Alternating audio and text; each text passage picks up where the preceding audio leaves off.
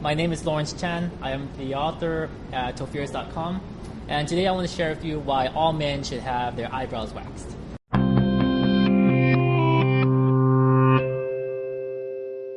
So I want to share with you a story.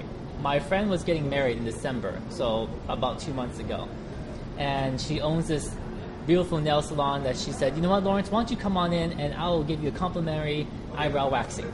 And I said, sure, why not, Since my girlfriend was the maid of honor and everything, so it was a great experience.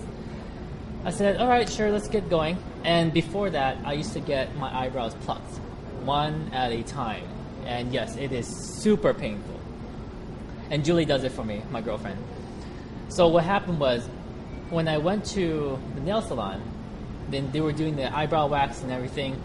And at first, it was a very painful strip. It was tear, and then ouch. And would just be holding for a second, tear the other side, and the pain would subside. And afterwards, she would have tweezers. The person working on the eyebrows would be using eyebrow tweezers to finish off those that were not tapered. So continuously plucking and plucking and plucking. At first, it didn't feel like anything. No pain at all. And I said, Julie, why don't you come on by? Look at what she's doing, because obviously whatever she's doing is right, and obviously whatever you're doing is wrong, because it's been painful as heck.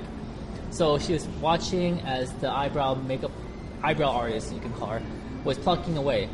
And Julie looked over and she said, she's doing exactly the same thing I'm doing. What's the difference? And I said, I don't know. It doesn't hurt at all. That's all I care.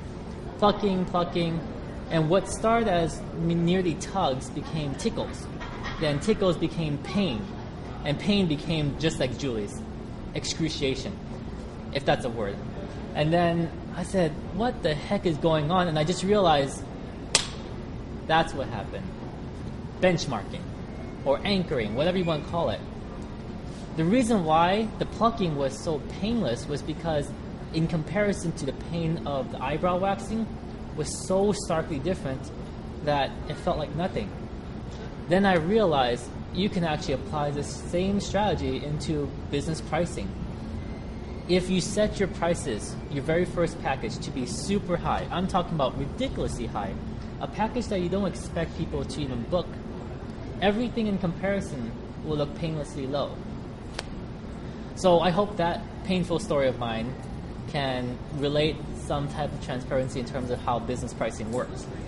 Set high, painlessly low as for the rest of them, by benchmarking everything, because without comparison, there is no relative value.